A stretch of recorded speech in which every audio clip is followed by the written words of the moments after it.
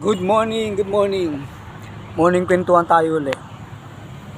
I don't know kung napanood nyo na sa YouTube o sa Facebook yung Cosmic Eye na may isang babae na nakahiga.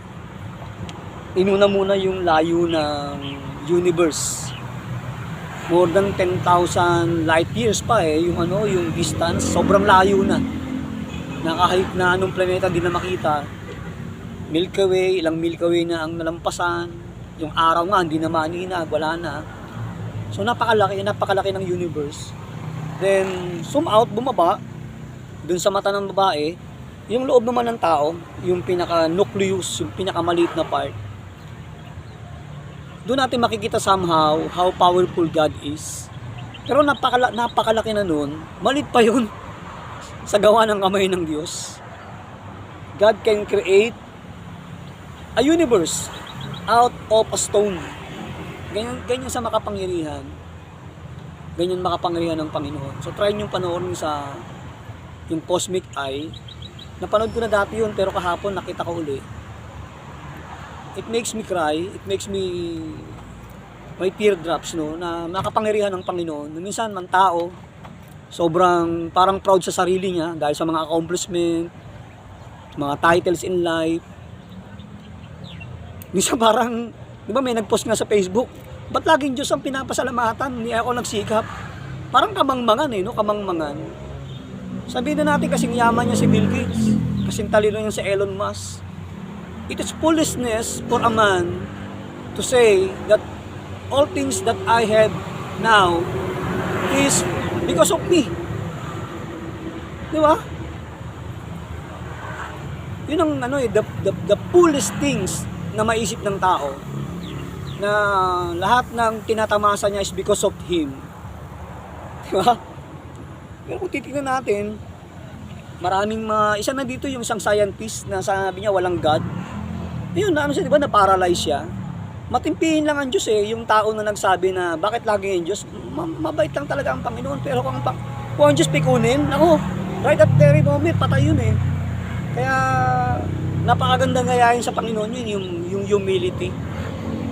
Yung the way you respond sa isang proud na tao.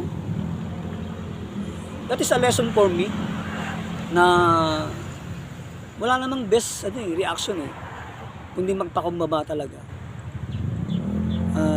Doon din ako kulang. Tinuturuan pa ako ng Panginoon. But somehow, seeing how God powerful is, walang malaking problema. Although dadaan tayo sa maraming mga sacrifices in life, but still the same, with God all things are possible. Sa lahat-lahat ng usapin ng buhay, may isang katotohanan. Mahal tayo ng Panginoon, kaya nga nagkatawang tao ang Panginoon sa Kristo. Sa Genesis pa lang, sinabi doon, all things were made because of the word. Whenever God spoke, He speaks, may nangyayari. Isang creation lang ang hindi niya ginamit sa pagsasalita. Nagsalita na siya, kumilos pa yung kamay niya.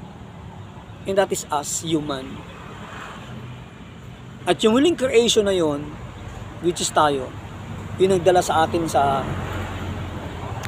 huling ginawa ng Panginoon for Him to rest, for Him to rest.